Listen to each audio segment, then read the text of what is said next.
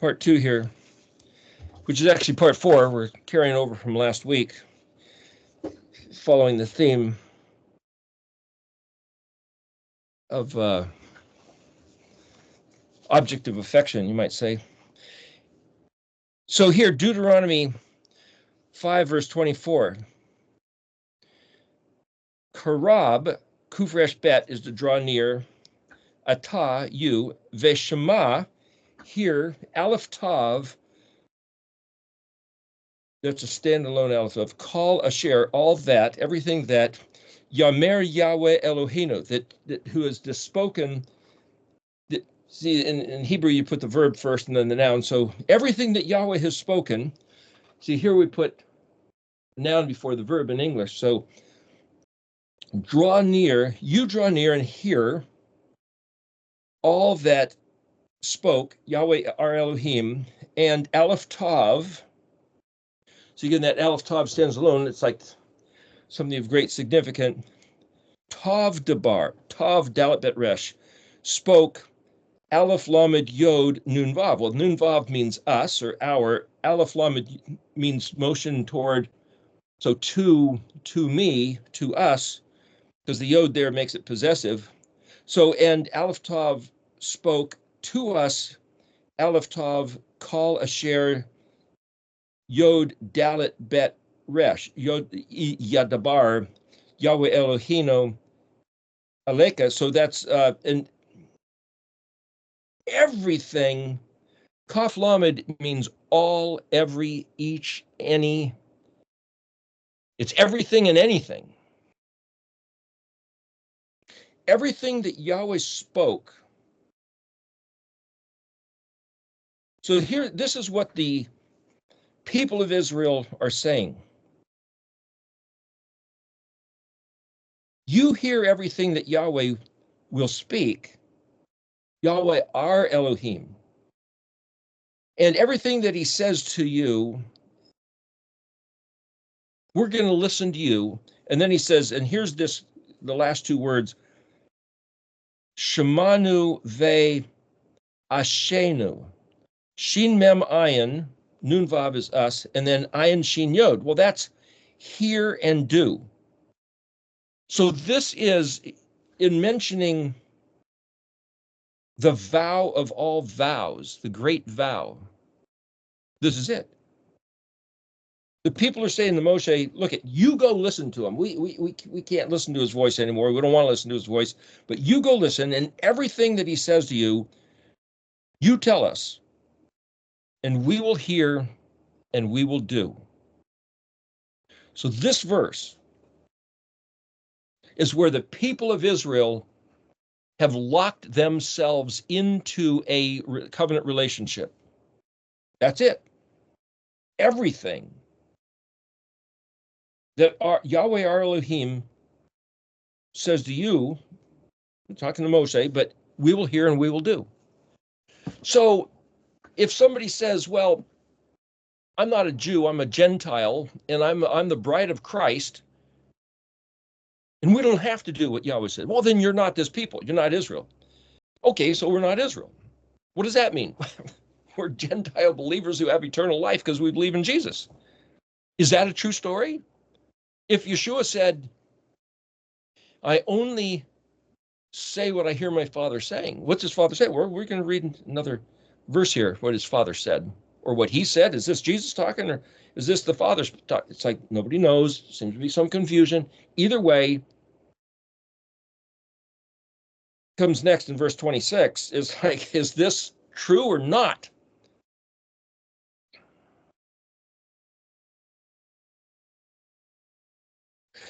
If the people, Ayin Mem, if the Am of Yahweh are sworn by a vow to everything he says we will hear and we will do,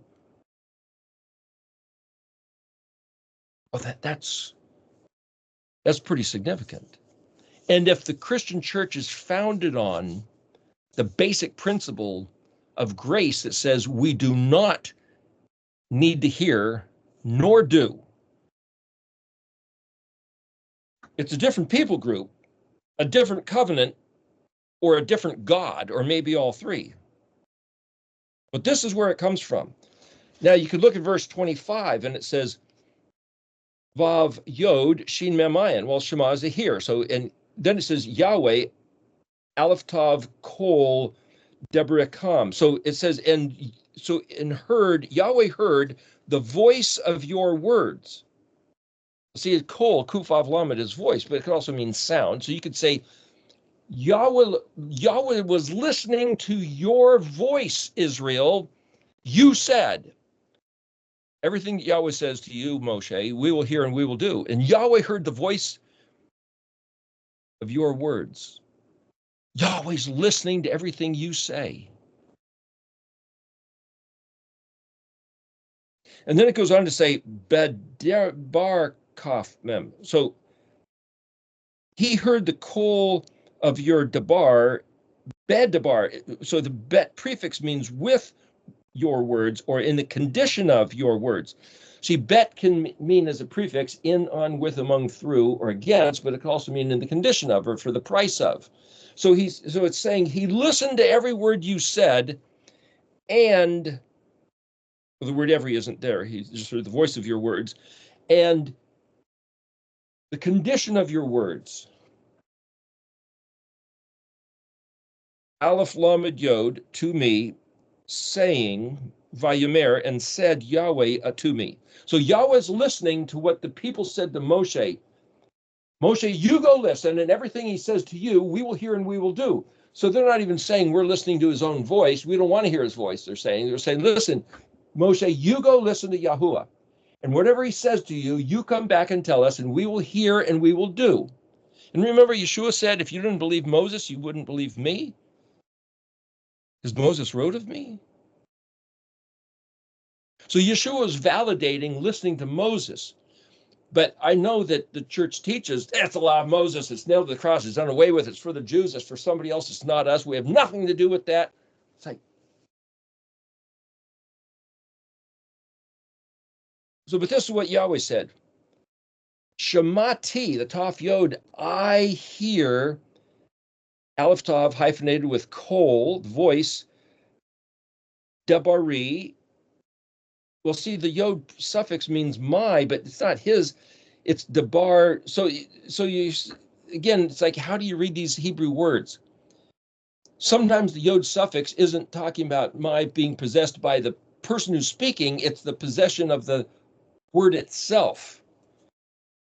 Ha'am hazah means this people. So it's the word spoken by the voice of this people.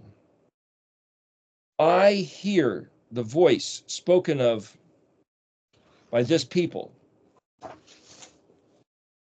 Asher debro aleka, that they spoke to you. And then here's this word, hey yod, tet yod bet vav.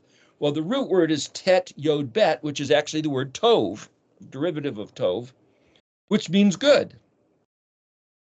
Call asher dabaro, all that they spoke. There, the vav suffix could be it, meaning it was spoken, all that was spoken, or it means they spoke. So instead of a tav mem or a kaf mem, it's just the vav. So vav can mean a number of different things. It's a suffix, but it's always referring to the third person. The point is, what Yahweh said is what these people spoke, and here's the critical word, hey yod tet yod bet vav. Well, the hey is the prefix meaning the, yod is the prefix meaning he will, vav is the suffix meaning they or it, and tet yod bet, yods and vavs can be taken out, put in, so it's tet bet, which is that good functional actuality, or good meaning an upgrade. So you can say, what is he saying? Everything the people said was, Moshe, you tell us what he said and we'll hear and we will do. And Yahweh said, I hear your words. And I'm gonna go with that. So that's going to be the critical determination for whether anything works, functions, actually performs the way it was designed to perform. It's like somebody saying, here, I invent a fuel, you might say a gasoline-fueled engine. So if you put gasoline engine, you put gasoline in this engine, it'll run. And if you don't, it won't run. Well, they've invented other things you could put in other than gasoline and it'll run. But what I'm saying is the case is here, he said, this is now going to be that which determines the functionality.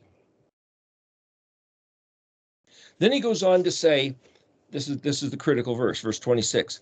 Mi yetan ve haya lavavem za lahem. Am I just saying a bunch of words that nobody understands? Here, mi mem yod, that is the word who, W-H-O. Yetan, yod tav nun, and it means it's a perpetual, permanent, ever-flowing spring. It's a synonym with ayin yod nun, which is a spring, a fountain, or a source, something which is constantly, it'll never run dry. Aleph tav nun, if you change the yod to an aleph prefix, is a tonic or something which brings recovery, a remedy for healing, for strengthening. If yod is the prefix, you could put tav nun hey or tav nun nun, and you'll see that that word means conditions, stipulations to give and teach. So Stone's Tanakh says this is translated, who can assure? And then the word vav hey yod hey. Well, see, that's yod hey vav hey scrambled a little bit. Instead of yod hey vav hey, it's vav hey yod hey. But it still means to bridge existence. And then lamed bet bet mem. Well, lamed bet is heart. Lamed bet bet is your deep inner heart. Bet bet is a gateway, and bet mem means in them. So you could say this is like the existence of what's deep in their heart. Zion hey is the word this.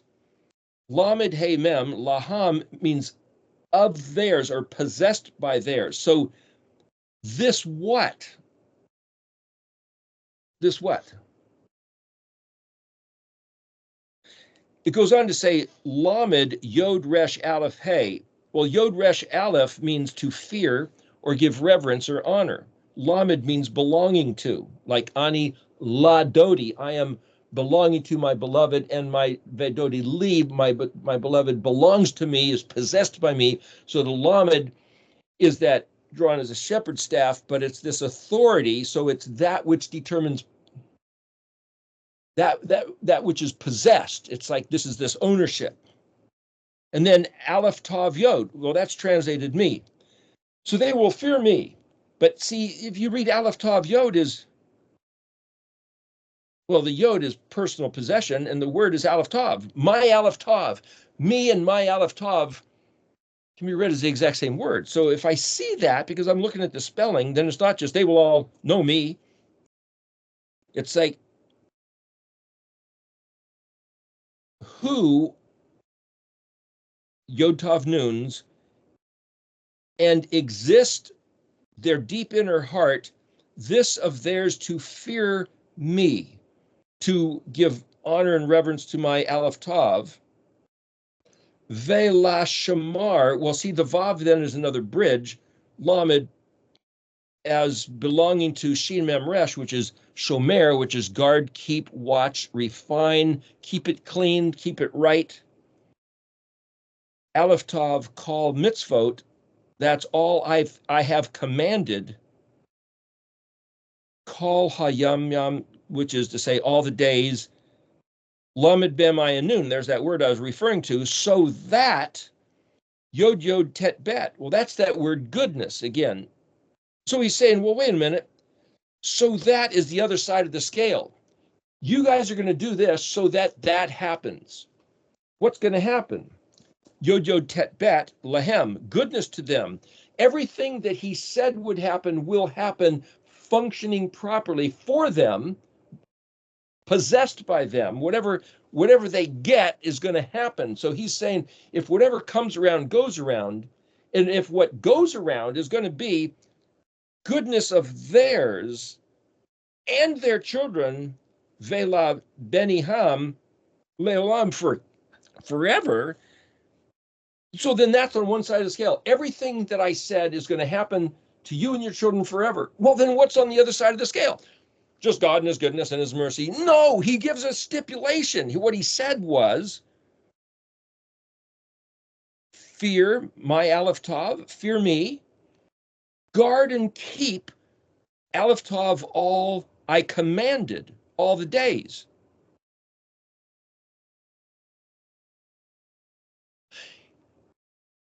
Except when Jesus died on the cross, and we don't have to do that anymore. Well, if what he meant was all the days, forever, then anybody who says it was done away with is lying, is robbing the truth from the ears of everybody who wanted to be his people, is causing 5 of those virgin bridesmaids who wanted to be in the party, who thought they were doing what he said, who signed up and said, yes, let's get dressed up, let's reserve the time, and let's go there and wait and wait and wait and wait. And they fall asleep because he waited, and all of a sudden he says, I don't know you. It's like, why? Because you didn't shomer my mitzvot all the days? Well, just go buy some. How do you buy that?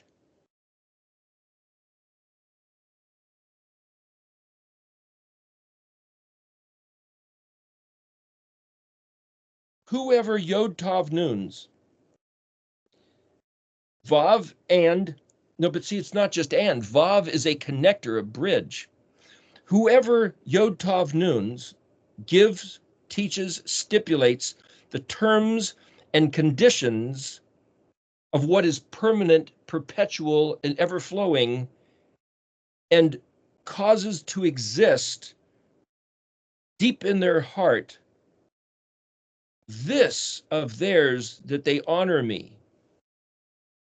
Well, he just had said before that the thing which means that we honor and revere and respect him is that we will listen and do everything he said. And that was the vow. Well, see, Zion Hey is simply translated this, but Zion is the 7th letter. And the word that means number 7 is Shin Bet Ayin, which is a vow. So when you say 7, you're saying vow. So the interesting thing is that if you look in Daniel 9:24, it says 77s or 70 septets. 70 septets, 70 packages of 7 have been determined for your people. 70 packages of 7 have been determined. Daniel, what does that mean, determined? What do those words even mean? 70 packages of 7. Oh, that must be 70 weeks have been determined. Well, who determined that? Well, let's look at what he said. In that case, it's Shin Bet Ayin Yod Mem, Shin Bet Ayin Yod Mem. Well, wait a minute, that's the same word. Is it 70 or is it a week, which is a package of 7? If it's just the word 7, Shin Bet Ayin, in plural, technically, if you don't look at the nikud, the lines and dots, which are the vowels underneath, it says 7s, 7s. Wait a minute, but Shin Bet Ayin also is a vow. And if you look at El, that's translated God. If you look at El-He, that's my God. But if you look at Elohim, well, that's plural. Well, that's what they say. But you see, the word Elohim is not just plural. It means the singular greatest. It's called the royal we, which is to say, when you talk about kings, they speak of themselves in the plural instead of the singular. Well, that means that there's a trinity. No, it doesn't mean there's a trinity. Doesn't mean there's more than one. Doesn't mean that either. It just means it's the grand, the royal plurality, Elohim. Whether there's a vav or a yod, or vav or not a vav, doesn't matter. So it's like, what does the word mean? And even if there's a discrepancy in the way they spell it, we can look at it, and if you understand what's going on in the way the language is spelled, does it matter if Israel's with a sheen or a samik? Sheen is teeth and fire. Monogram of El Shaddai. What's a samik? It's a menorah. It's an engineered structure. Well, it's both. It's because it's his Aleph Tav. So I don't have to get all wrapped up in some of these details. If I know the whole thing, I can take a step back and say, what's he trying to communicate here? I'm not going to argue about, did he spell it with a sheen or a samik? It's written with a sheen in the Stones Tanakh. I'll go with sheen. And other scrolls, ancient scrolls, is spelled with a sheen. Oh, yeah, but there was one scroll where they spelled it with a samik. And it's like, I don't know who did that. Was that somebody who made a mistake, or was that the official document? I don't know. I don't know. But I'm gonna consider both. Should Israel be spelled with a sheen or a samik? Yod Shin Resh is the derivative of Aleph Shin Resh, which is pronounced Asher or Yeshar, which means straight, right, valid, authentic, blessed, happy, praiseworthy. That's with a Shin. What is it with a samik? Well, samik Resh has something to do with being sorry, or kind of turning down in a way. And it's like, well, I'll go with Yod Shin Resh. Does Elohim have a vav? I don't know. But what's Zion Hey? Of an expression of a vow, Zion Hey. This, in this verse 26, is he referring to what he said earlier? This expression of their heart, this Hey Yod Hey, this moment, their heart, their deep inner heart exists in such a place to express genuine reverence of who I am and what I said and what they're going to do. Everything that Yahweh or Elohim says, we will hear and we will do. No loopholes, no slipping around. Until the Messiah comes, whoo, and then we're out of here. No, that's not what they said. That's not what Yahweh was referring to when he said, what did he say? See, if I look at verse 26 in this one translation, it says, who can assure that they will keep this heart?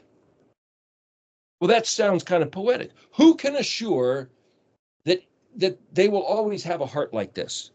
Who's he asking? Who? He's the only guy, and Israel's the only people. Who's he asking? Who can assure? Oh, it's just a rhetorical device of like, wouldn't it be nice if only? You think Yahweh speaks like that?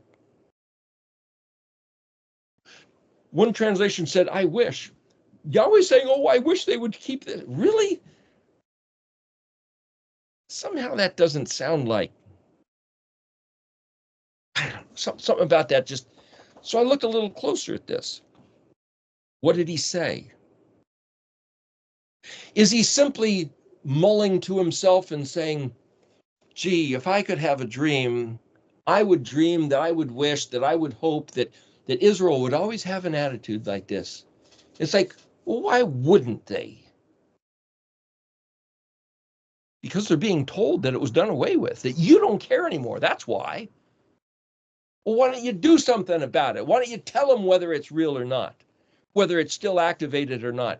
Hey, Yahweh, hey, you, if you want your people to believe your words are still valid, active, perpetual, ever-flowing like a tonic of strength, why don't you tell them that it is? Because we're being told for 2,000 years that it's all done away with and nailed to the cross by yourself, the Messiah, telling us, yeah, don't worry about that stuff. Really? See, it says Leolam, but if you look close, Ayin Vav Lamed Mem, Olam means forever, but it doesn't say that. The word is Lamed, Ayin Lamed Mem, which means, in the dictionary, hide, concealed, disappeared. It also means strong, mature, vigor, youthfulness. It also means forgetfulness, eternity or world. So let me change that thinking a little bit. Whoever teaches, whoever will teach, whoever teaches with assurance that the terms and the conditions of the covenant relationship, that everything Israel hears from Moshe, he will hear, we will hear, and we will do, and that this is a permanent, perpetual, ever-flowing reality, existence, for their hearts to align with this vow, reverencing my Aleph Tav, reverencing me, to guard and keep my commands all the days, so that goodness will happen. Even though, see, Lamed means, is a prefix letter, belonging to, and I could plug in, even though it's been hidden, concealed, disappeared, forgotten, yet it's still strong with vigor. He's saying, who will teach this? Who will remember? Who will provide? Is he saying who? Is it a question? Or is he saying whoever? It's how you translate these two letters, Bem Yod. Is he saying, oh, I wish? Or is he saying, I'm making a declaration. This side of the scale, everything I said is good will happen. The other side of the scale, somebody needs to teach that which was disappeared, hidden, concealed, forgotten, oh, it's still active. It's still valid. And what you all need to do is go back and find out what I said and do it.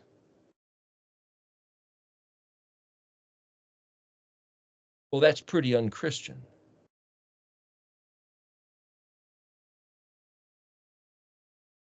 So the critical link of saying, how do we decalcify the pineal gland, open up the hippocampus, beckon across the universe for some cosmic vibe of synchronicity to attract abundance? That word tet vav bet, tet yod bet, yod yod tet bet, is the attracting of the abundance promised by Yahweh to his people Israel, according to his Aleph Tav. And every one of these other guys are not saying that. Every one of these other guys talking about, say this prayer, say this, sing this song, use this vibration, blah, blah, with all these different esoteric Illuminati, ancient Egypt, ancient Sumer. Not a one of them is mentioning this. The matrix energetics, Richard Bartlett. Well, some people are born shaman, other people got to work at it. This isn't about shamanism. This isn't about sorcery. This isn't about some kind of magic or witchcraft or Kabbalist or any kind. This isn't about this. This is what Yahweh said clearly in his words. Though it became hidden, concealed, disappeared, forgotten, it is still valid. It is still as powerful as youth, strong, bringing into maturity. Well, that's Aleph Bet. See, if you know the meaning of Aleph Bet, meaning father, it's also youth, it's also vigor, it's also verdure, it's also aviv, springtime. And he says, you want springtime in the middle of winter? If these people have dumped whoever, let's pretend it's nature, or let's pretend it's scientists who have figured out how to dump a foot of snow on top of Florida, you want springtime? Do what I said. Shamar mitzvoti. That changes everything. Leolam. Even though it's been hidden and disappeared. It's an ever-flowing tonic. I haven't found one single translation that'll tell us this. So the interesting thing about this verse is that if you believe that the Israelites are all Jews, and the Jews wouldn't recognize their own Messiah, so they're all cursed. They're all going to burn in hell, and they're all no longer his people. And then you're going to make a translation of the Bible, like King James or something, which speaks as if, oh, who can do this? Or what? Oh, who can be assured? A rhetorical question. And I found that the people that own the King James, the church, the Vatican, whoever, yeah, the Vatican has their own translation, but the point is the church owns the King James. And if you read King James, it validates the belief of the church that believes the King James. It's like this loop. The ones who believe certain things write a translation to reaffirm everybody who reads that translation. The only way to break out of that loop is to look at Yahweh's words in his own voice. Yeah, but that's Hebrew. Maybe Aramaic, but I think it's Hebrew. Not Greek or Latin or English or whatever other language it might be.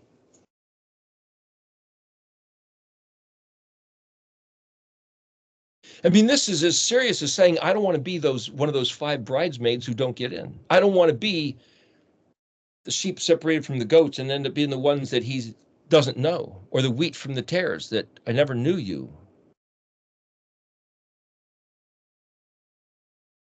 You workers of lawlessness, you workers of iniquity, you workers of wickedness. No, the word in Greek is anomio, and apparently that means without the law. What law? Chok or zadivav, command? So in listening to this person reading from C.S. Lewis is one of the greatest Christian authors. A lot of books, a lot of clear things, and he was going on for probably half an hour or more.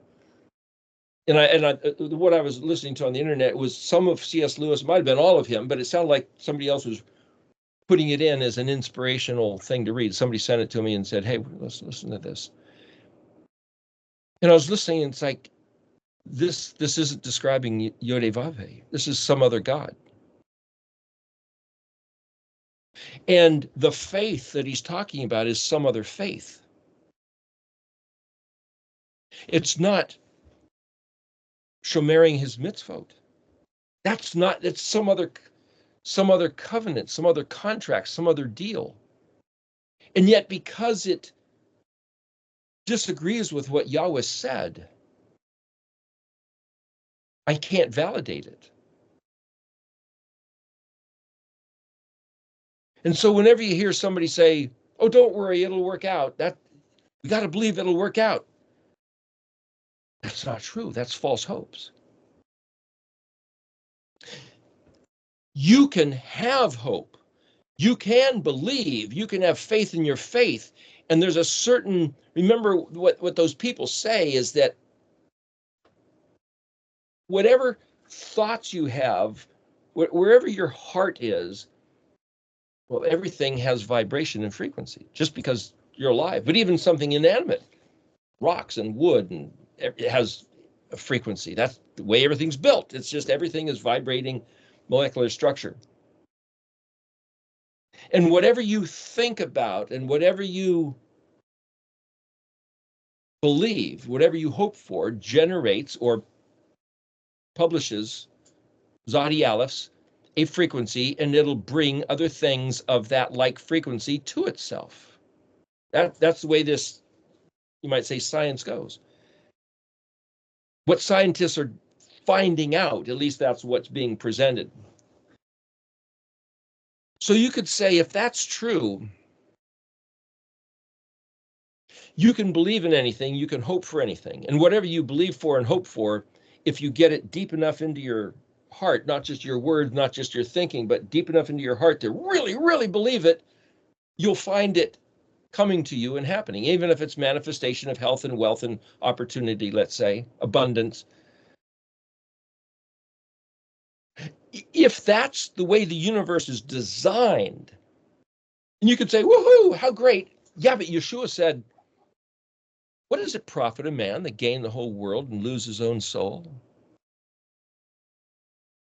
What if the universe is actually designed by Yahweh, Elohim, to work that way? And that's what they're finding.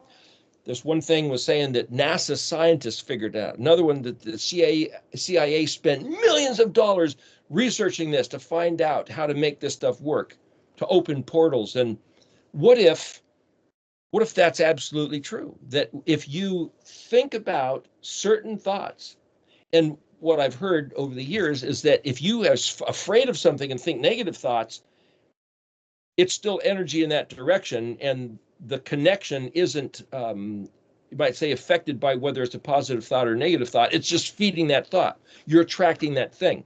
So if whatever you're afraid of is going to come to you, just like whatever you hope for is going to come to you. Well, then how do you find refuge from your thoughts? Yahweh's words. If he says, do what I said, Shemer mitzvoti. Well, how do you find out what he said? The word mitzvot, mem zadi vav tav. Well, the vav tav is a plural. The yod suffix mitzvoti means my. Well, what? Mem zadi? Well, zadi aleph, mem zadi hey, mem zadi aleph is unleavened bread. It also means to find out how to do something. How to do what? Zadi vav is the word command. Zadi vav vav tav, look in the dictionary, it's right. That's the benefit of looking at the dictionary. You find all the derivative spellings. It means to man the crew or join the colors, to actually join the military, to sign up to be on a certain team, as it were. It means command, order, bound, and united. Well, bound and united, that's an aspect of achad or yechad, aleph chet dat or yod chet dalet, aleph chet dalet or yod chet dalet. So when Yeshua says, I and my Father are echad, are one, is that a singularity of united, or is that like that cartoon illustration somebody drew Yeshua at the Garden of Gethsemane, and he praying, and he says, hi, Dad, it's me, you. What? Or are they the same guy, or are they echad? What is the definition of echad? One and only is the way it's translated somewhere. It's like, if you keep yourself stuck in the English, you'll only go where the English can take you. If you try to understand what the Hebrew is, well, now you've got a problem. So we talked about the beginning. What is faith? Well, Aleph Mem Nun is amen. That's the word translated faith. That means, hey, so be it. Aleph Mem Nun. Nun suffix with Aleph Mem. The word Aleph Mem is the word if, I-F. It's also the word mother. It's also the word for nation or metropolis. So where my mind goes is, well, where's the common denominator, you might say, between if, mother, nation, metropolis, city? They all bring in resources and put out a product. If then, if this happens, then that's going to happen. Well, that's mishpat. That's balancing of scales. If a man does this comes on his own head. You bring resources of raw material into a city or a factory, and it produces some other product. The same way a mother brings in the father's seed, puts out a offspring. Memnun is to count. Memnun, like the laver, is pregnant with the seed, like the mother. That's ayin resh bet, or ayin bet resh, iver, which is the word Hebrew. It also means to be pregnant. It means to change condition.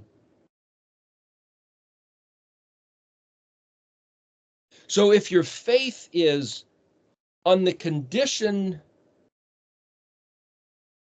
Aleph Mem, Mem Nun is to count, or like being pregnant, depending on your condition, then what Yahweh says of Israel is, you listen to my voice and I listen to your voice. That's the dynamic of the relationship.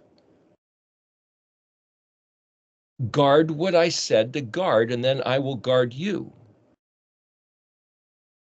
You don't listen to me, you've broken the covenant. The deal's off. You're on your own. I'm not going to guard you. And even to the extent, he said, though you scream in terror while all your enemies are ripping you apart, destroying your cities, running off with your children, turning them into slaves, I can't hear you. I can't hear you. It's like, well, that's pretty cold of him. That's pretty heartless of him. No, that's the terms of the covenant. And he gave us the ability to change it. So in Daniel, when he says 77s, well, Shin Bet Ayin Yod Mem, like the word Elohim, there's not more than one God. There's one El. Elohim is just the great one. Could I not read Shevaim as the great vow, the great vow? And then when he says has been determined for your people, the word is Nun, Chet, Tav, Kaf, El, Ameka. Ayin Lamed hyphened with Ayin Mem Kaf. So Ayin Mem is people, Kaf suffix, your people. Ayin Lamed is a yoke, like a mishvat, like a vav. Ayin Lamed is a yoke. What has been yoked to your people?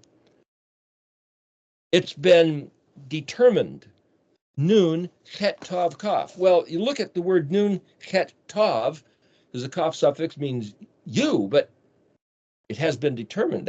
So kaf isn't a suffix here, but nun, chet, tav means landed, pressed down, rest, descent, quiet, gratification, laying upon, leveled, that's like the word yashar, composure. For an airplane to come into a landing. See, the word nun chet is the word Noah or Noch. Comfort and rest. Just everybody calm down. Everybody, just you guys calm down. That's the way that could be read. But it's translated, it has been determined. So that if I look at nun as the prefix, what is chet tav? Dismayed, terrified, broken, and scattered. Well, that's the opposite of everybody just calm down. That's everybody be running and scream for your life. So if I change the nun suffix to a tav or prefix, to a tav prefix, and look at tav chet tav, that means where one stands, in the place of, instead of. It's the ground under your feet. Well, that's why they say it has been determined. But see, to say it's been determined for your people, the English throws off.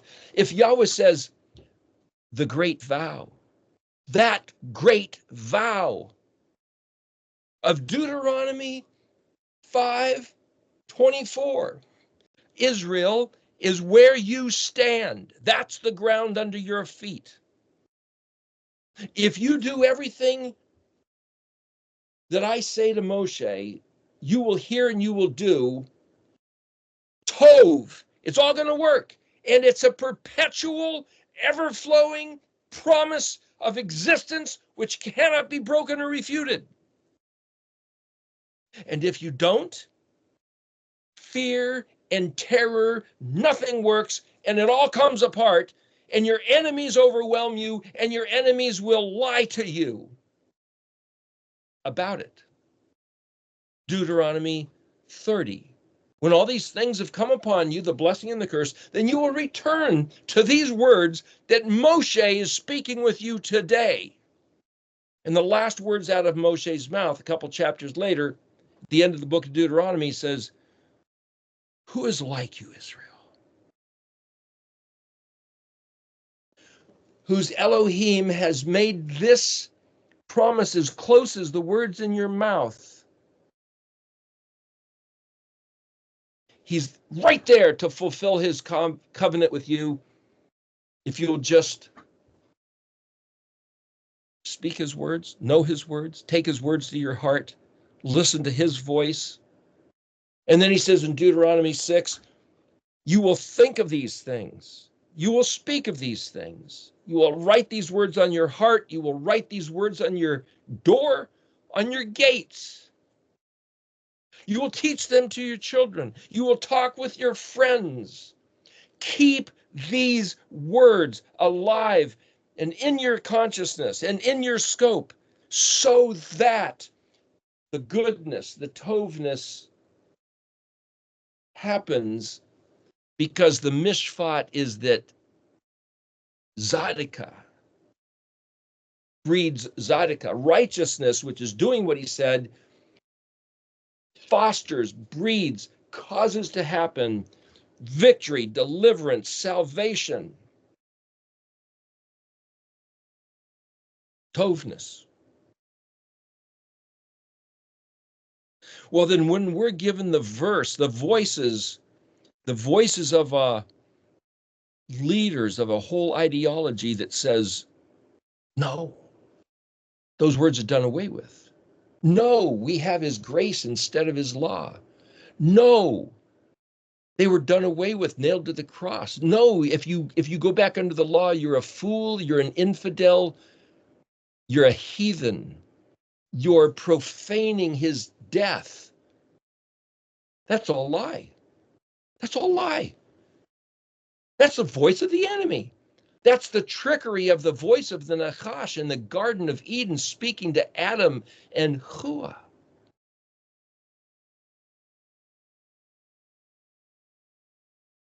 Can you see, can you sense the extreme evil, un-Yahweh-ness of that state? The state of being, of promoting words that are exactly contradictory to what he said. But when he said, verse 26, who, miyatan, whoever teaches this existence such that their heart will express the vow, Zion Hay, of fearing, honoring my Aleph Tav. His Aleph Tav is everything he is. Yod He Vav He, he will cause to exist what? The Aleph Tav. The everything between Aleph and Tav. See, it all goes back. It's like this circle of thinking, of pondering, of everything of himself that he built and organized according to these letters is everything he said, is everything he promised, is everything we're supposed to regard and do and write and remember and talk about, because it's the language which Yeshua is the word made flesh. He wrote this word on our heart. But it's been forgotten, it's been lost, it's been disappeared. Only now it's not. So there's this concept. There was a movie called Zeitgeist, Zeitgeist. It's where we get the word ghost, which is the word spirit. Zeit is like Zion, Aleph Tav is the word this. Zeitgeist is, I think, German or Latin for this ghost or the spirit of this age. But see, spirit of age, it's like, so people, whenever you translate, you add other words, you guide and direct. If someone were to say, what's the zeitgeist of right now, our generation? What's the spirit of this age? What's going on? So in American politics, there's virtually a cultural revolution on the cusp of happening, whether it does or whether it not, whether it's good or bad. AI is happening, artificial intelligence, which people like that know Elon Musk says, well, this could be great or this could be dangerous, maybe both. Never very well. There's evidence that such things happened way in the past, but nobody can remember. But this is like weird stuff. deep state, which is not just American politics, but wrapped up with the entire world. Economics, possibly changing, which affects the entire world. But coming back, Yahuwah's words coming back to viability, or the regard of being real, authentic, yashar, ashar, praiseworthy, and happy and blessed are those who take it to heart. So then when you read these other verses, like we did a couple weeks ago, where it says, all the other nations are going to say, whoa, whatever, let's ditch the religion we've been handed. Let's go to Jerusalem, where flows the truth of Yahweh's avot, the Elohim of Israel. And anybody who wants to be blessed will have to ride that. The word Baruch, what Yahweh said to Abraham, is all who would be blessed will bless themselves. The word blessed, bet resh kaf, ben the knee, it has to do with, you might say, participating in that, riding along with that. We can go back into numerous different verses, which I don't have handy at the moment, to say, when it says, let's go and he will teach us of his ways. That hasn't happened. This has to happen to come to the regard of this being the truth, and the other religion that they've handed us is not the truth. And then people can say, let us go and he will teach us of his ways. That hasn't happened yet. So this can't be the end of the world. Bad stuff might happen. People might die. Cities be destroyed. But this is not the end of the world, nor can it be, because we all haven't come back to this revival yet. I'm just saying, this looks to me like a prophecy of this has to happen, and everybody comes to realize that the scam of the Christian teachings, that Yahuwah's words are no longer valid, that they're not law, that they're not truth, that they're not for his people, is a dirty, demonic lie, satanic. And that has to become realized. And then the people return to the name Yahuwah, to the Yom HaShabbat, the seventh day, to the Moedim as witnesses and testimonies of his actual identity. And then what did he say to do? Let's go from there. The covenant contract has to be readdressed as the reality by which everything else disappears, vaporizes as nothingness. Anyway, somebody's mic keeps coming on, but we're at the end of time here, pretty much anyway, I think, aren't we? Greg, you had asked last week that you had the opportunity to say something. Your mic keeps going off and on. Do you want to say something about this?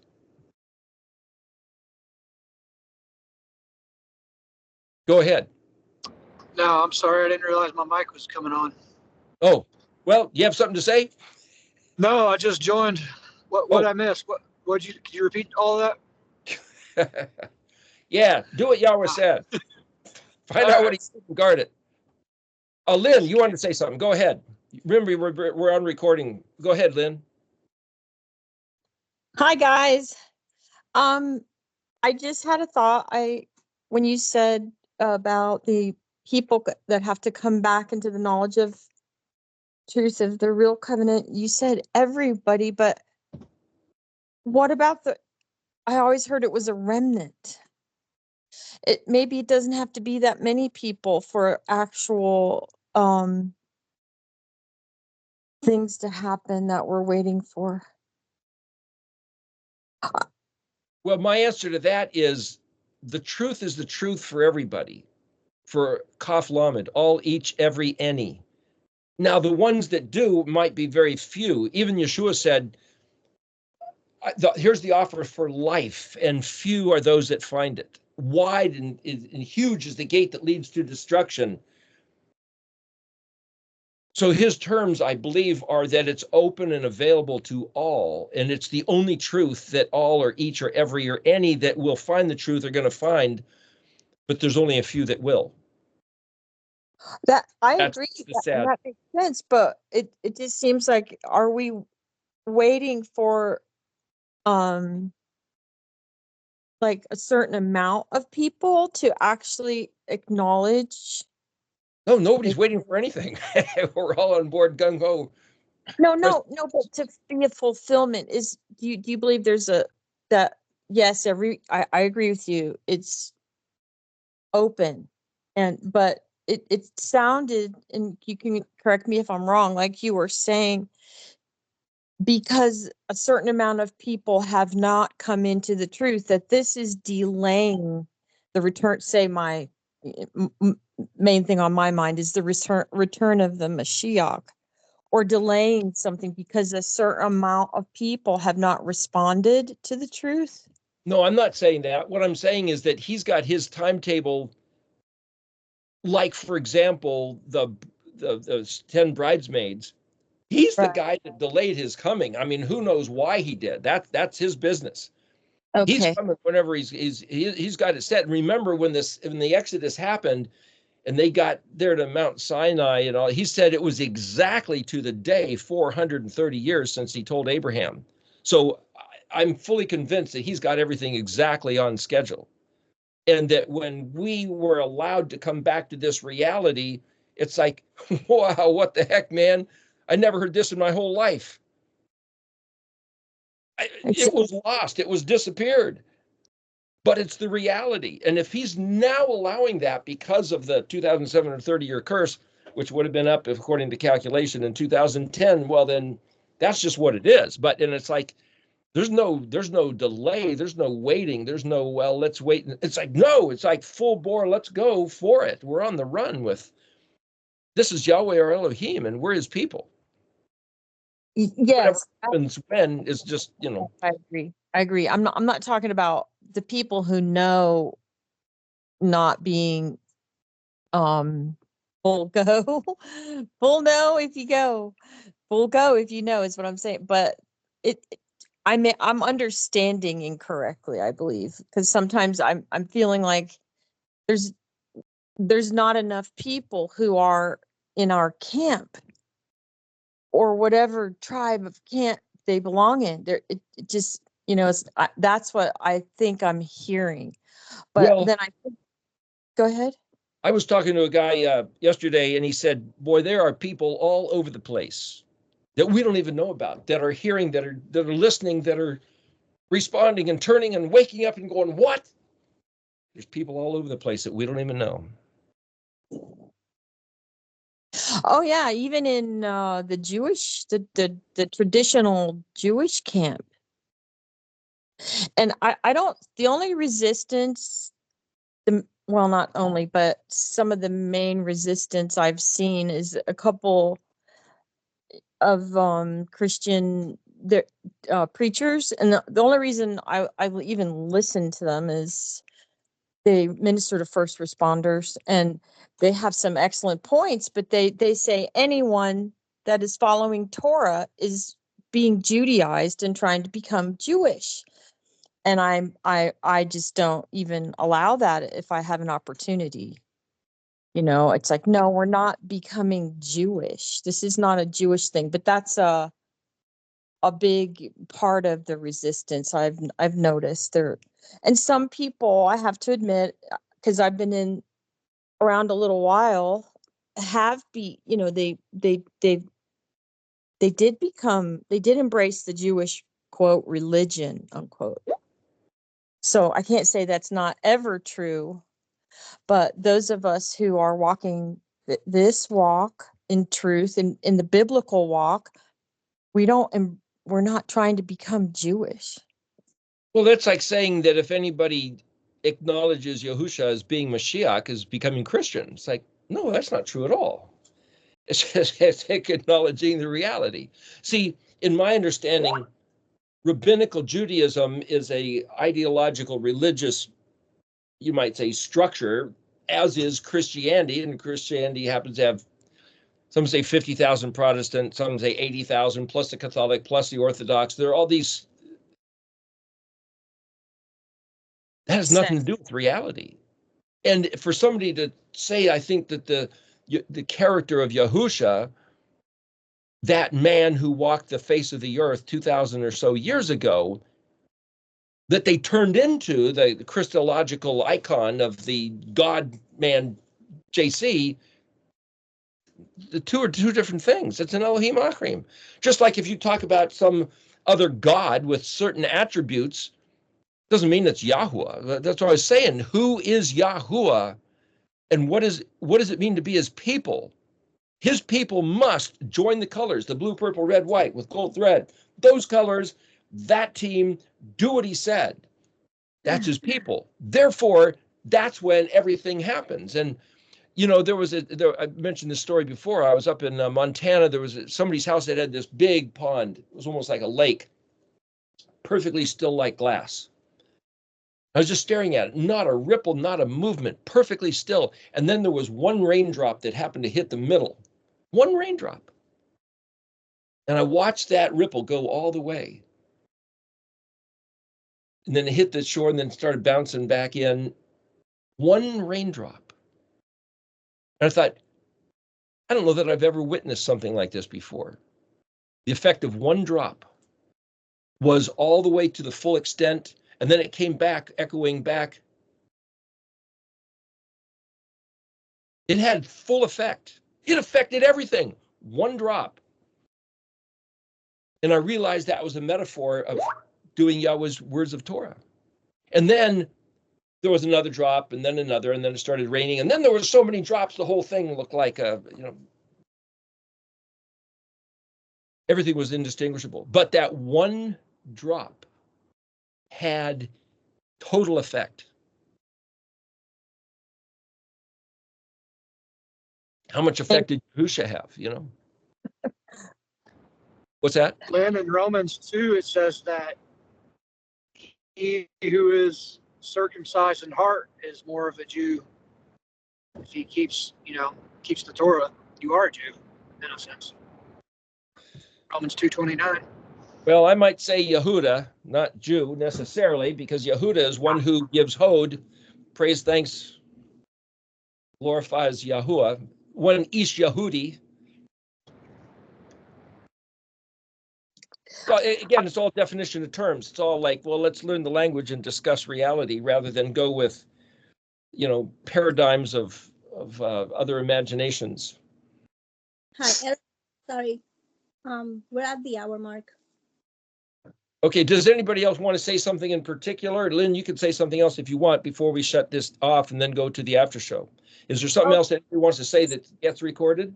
It's one really quick thing. I can confirm what you were saying about the lies told to people in mass, saying you don't need to obey Torah.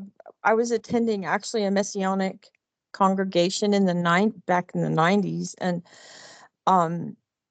most of us had read Bacha Wooten's books on who is Israel, and we were so excited.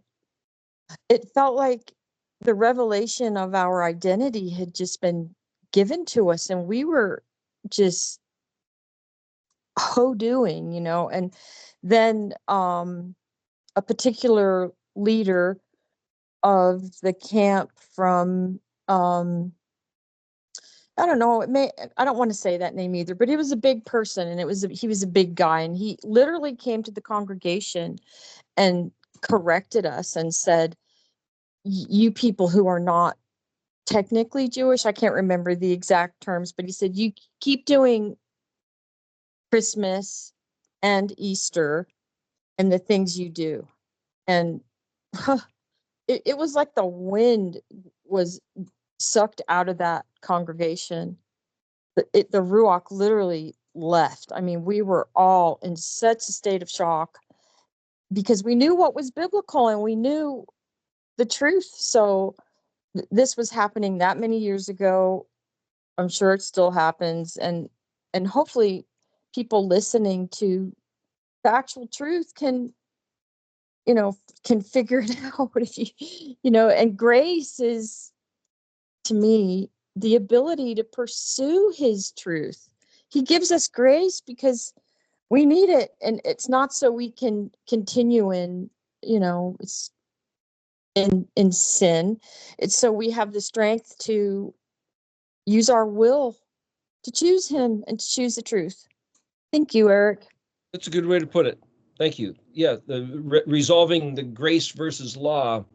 By his grace, he forgives us, gives us everything we need to walk in his ways according to his law. Because the law is what functions. The law is the chok, is the reality of the constitution of his kingdom. And if we're of that heart, that law is a pleasure to be part of and to know the truth of, which is why Jeremiah 31, he will put his ruach within us and we will want to walk in his laws. He will write it on our mind and on our hearts. And we'll say, yes, we're home. We've found the reality. What a great thing. Make it so, Yahuwah. Amen.